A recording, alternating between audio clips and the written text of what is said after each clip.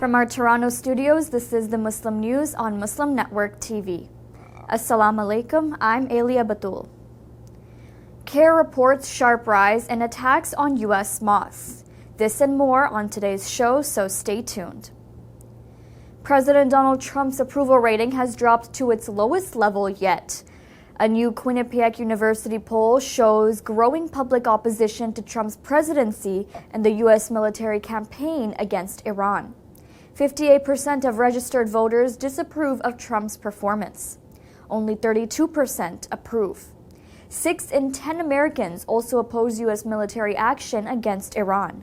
Just 34% support it. Most Democrats and independents oppose the military campaign. Nearly 3/4 of Republicans support it. Public opposition grows even stronger when ground troops are mentioned. 74% reject sending U.S. forces into Iran. A majority also say the United States is not winning the war. The poll found negative ratings for Trump on the economy, foreign policy, trade, and immigration. It surveyed 963 registered voters nationwide between July 23rd and 27th.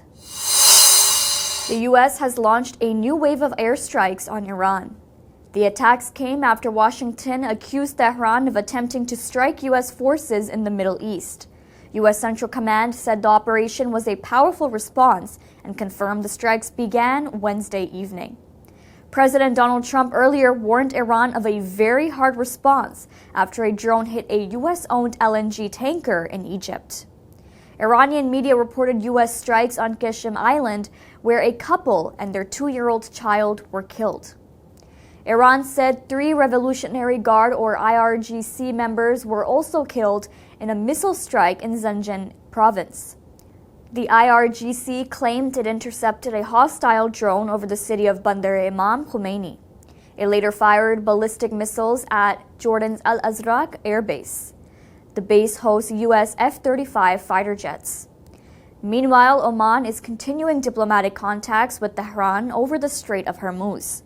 Pakistan says it is working to revive U.S.-Iran negotiations under the Islamabad Memorandum of Understanding. America's largest Muslim civil rights group says attacks against mosques across the U.S. have risen sharply in recent months. The Council on American Islamic Relations, or CAIR, says it has documented 17 incidents targeting Islamic places of worship in May, June, and July so far. That is a 183% increase compared with the same 3-month period last year, when 6 incidents were reported. CAIR says the cases include a terror attack on a mosque, arson, threats of violence, and physical intimidation. It also includes campaigns opposing mosques based on religious discrimination. The group says researchers often monitor the 3 months following a major incident for signs of a surge in hate crimes. It notes the May 18th attack on the Islamic Center of San Diego, where 3 Muslim men were killed while protecting children from anti-Muslim white supremacist extremists. CAIR says American mosques continue to face unacceptable levels of hate. It is urging community leaders to strengthen security ahead of CAIR's release of an updated mosque and community safety guide next month. A Pennsylvania man has been arrested after allegedly leaving Islamophobic death threats for a county sheriff. Police say 40-year-old Sean Keenan of Havertown left 2 threatening voicemails for Delaware County Sheriff Siddiq Kamara on July 18th. Investigators say the messages included anti-Muslim slurs and repeated death threats. Kamara said he was shocked to hear the calls on his birthday. Authorities traced the phone number through an earlier 911 call. Detectives compared the recordings and said the voices matched. Police say Keenan later admitted making the calls. He now faces charges including terroristic threats, ethnic intimidation, harassment, and disorderly conduct. Bail was set at $100,000 unsecured with electronic home monitoring. A preliminary hearing is set for August 7th. Keenan's authority denies Kamara was the intended target. He claims Keenan believed he was responding to scam callers who threatened his family. Kamara is the county's first sheriff of Liberian descent. He said hatred and violent rhetoric have no place in America. A growing number of people are being arrested by U.S. immigration agents at airports. This comes as the Trump administration expands its deportation campaign. CBS News reports the arrests follow closer cooperation between the Transportation Security Administration, or TSA, and Immigration and Customs Enforcement, or ICE. TSA is reportedly sharing information on non-citizen travelers, including those suspected of overstaying their visas with ICE. Immigration lawyers say some of those detained have pending immigration applications or valid work permits. The report says the policy marks a major shift. In the past, undocumented immigrants without criminal records could travel on domestic flights without facing immigration enforcement. The Department of Homeland Security now says the Trump administration has reversed the previous policy. It is tightening immigration enforcement at airports. Officials say the goal is to prevent undocumented migrants from traveling within the U.S. unless they are leaving the country voluntarily. Native American schools in the U.S. have achieved their highest graduation rates on record, marking a major milestone in indigenous education. The U.S. Bureau of Indian Education funds and manages these schools. It says 8 high schools saw every senior in the class of 2026 graduate. Another 13 schools recorded graduation rates of 90% or higher. Overall graduation rates have reached the U.S. national average of 87% to 88%, marking a dramatic turnaround. In 2015, only 51% of Native American students in Bureau schools graduated. Officials say the improvement is the result of better student tracking, modern data systems, early academic support, and more classroom resources. Flexible remote learning also helped students with family or work responsibilities. As well, more vocational and technical education has kept many students engaged. Bureau Director Tony Dearman praised students, families, educators, and tribal communities. He called the achievement proof of what is possible through sustained support and partnership. According to a latest report by Amnesty International, India supplied key military components to Israel to kill Palestinians. Details coming up next.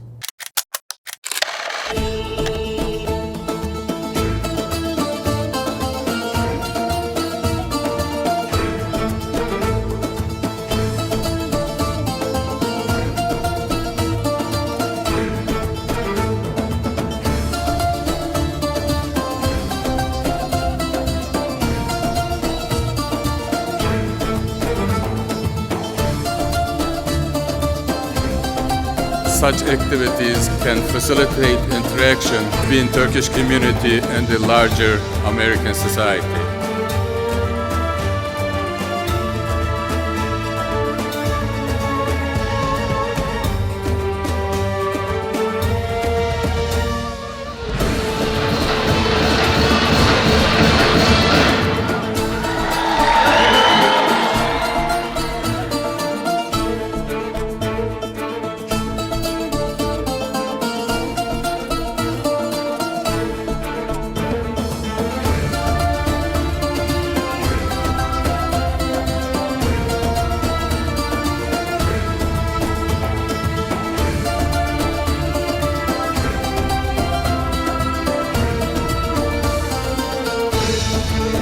Turkish festival is welcoming everybody.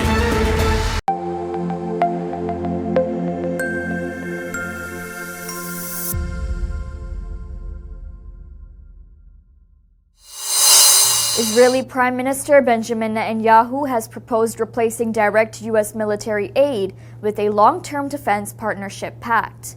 It will include joint weapons development. The proposal was made during Netanyahu's meeting with President Donald Trump.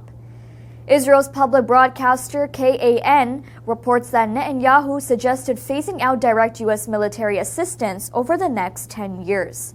The two countries agreed instead to expand cooperation on missile defense and jointly develop advanced military technologies. Analysts say the proposal marks a major shift in the U.S.-Israel security relationship.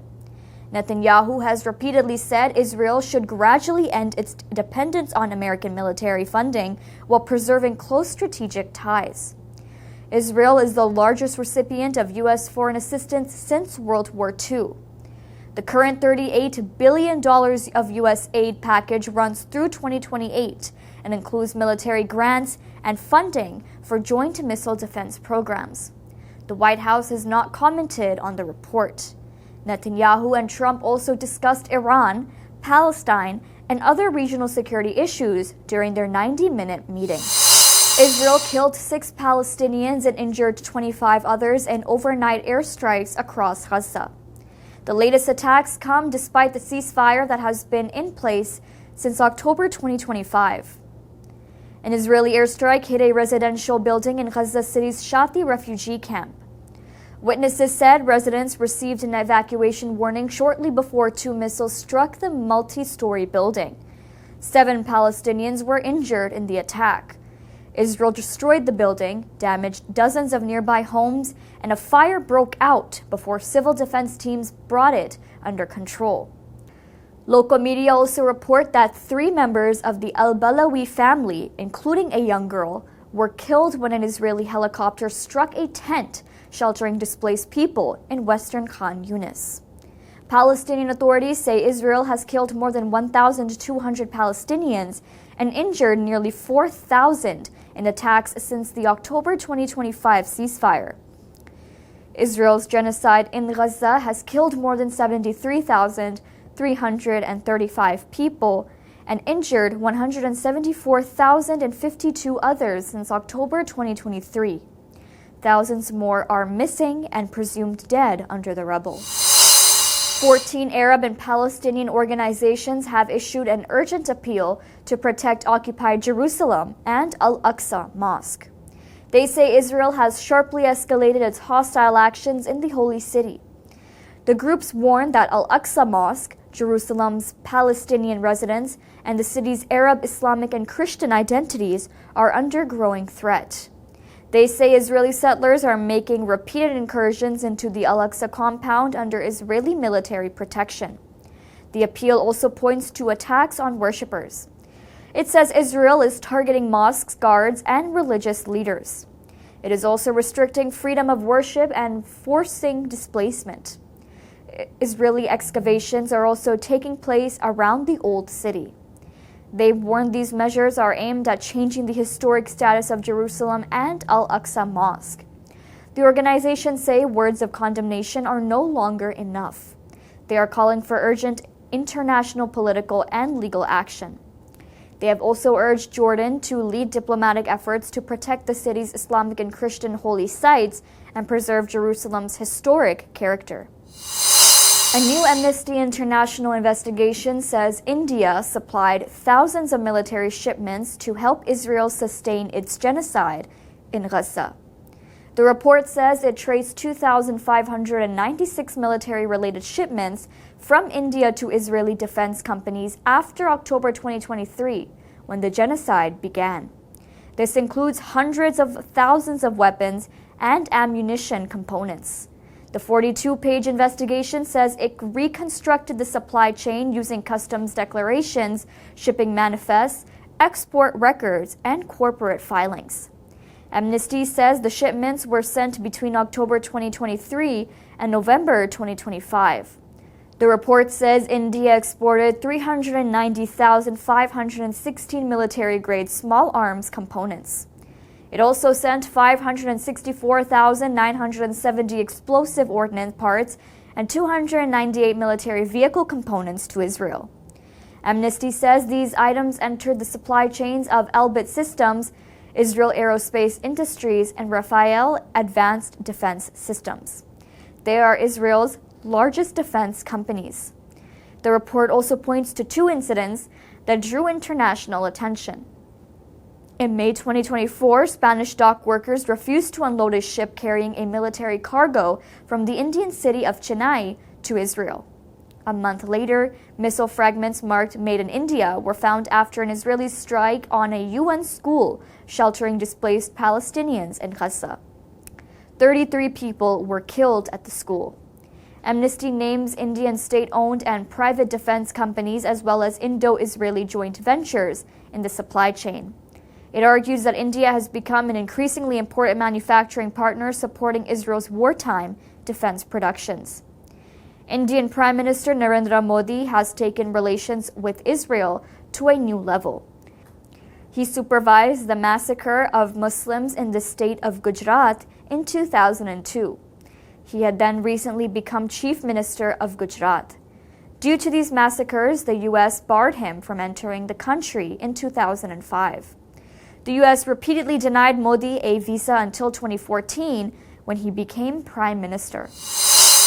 Indian Americans staged solidarity protests across 5 major U.S. cities in support of India's student-led movement. They demanded accountability over examination fraud and reforms to the country's education system. The demonstrations were organized by the Indian American Muslim Council, or IAMC, in Washington, Boston, Dallas, the San Francisco Bay Area, and Chicago. The protests came after a week of unrest in India's capital, New Delhi. Tens of thousands of students faced baton charges, tear gas, pellet guns, internet shutdowns, and mass detention during demonstrations. The largest gathering was in Dallas and Fremont, California. Smaller demonstrations took place in Washington, Boston, and Chicago, with support from several civil rights and community groups. IAMC leaders say the Indian diaspora would continue to stand with the students. They accused the Indian government of responding to peaceful demands with force. They pledged to keep mobilizing until there are meaningful education reforms and accountability. Malaysia says Burma has agreed to repatriate an initial group of 5,000 Rohingya refugees living in the country. Malaysia's Prime Minister Anwar Ibrahim called the agreement a first step towards resolving the long-running refugee crisis. Anwar said the deal followed bilateral talks with the Burmese government. He noted that Malaysia has long faced demands to send Rohingya refugees back, but Burma previously refused to accept them. Malaysia hosts one of the region's largest Rohingya refugee population. Most fled persecution and violence in Burma's Rakhine state almost a decade ago. Anwar also said Burma agreed in principle to receive around 300,000 Rohingya refugees currently sheltering in Bangladesh. However, he gave no timeline for their return. Anwar pledged to continue talks with Burma on a lasting solution to the crisis. More than 1.3 million Rohingya have fled Burma since the military crackdown, which some have called a genocide, in 2017. Many sought refuge in Bangladesh, Malaysia, and Indonesia after dangerous sea journeys. A major U.S. study has found a simple way to stop cavities in young children. The treatment uses a low-cost liquid called silver diamine fluoride, or SDF. It is brushed onto the cavity in seconds, and no drilling, injections, or anesthesia is needed. Researchers from the University of Michigan tested the treatment on 830 children under 6. The study was published in JAMA Pediatrics. It found the treatment stopped tooth decay in more than half of affected baby teeth when applied every 6 months. Scientists say tooth decay affects more than 40% of children in the U.S. Untreated cavities can cause pain, infection, missed school days, and even surgery under general anesthesia. Doctors say the treatment is safe even for 1-year-old children. The main drawback is it permanently turns the decayed part of the tooth black. Researchers say the findings could pave the way for U.S. Food and Drug Administration, or FDA, approval and make the treatment more widely available. That's all from our Toronto studios. Thank you for watching Muslim News. We are a community channel dedicated to bringing you stories you can trust. Please like, share, and subscribe to our content. You can also comment to let us know what you think of our coverage. You can donate now by visiting muslimnetwork.tv/donate. For more content, keep watching Muslim Network TV. Salam.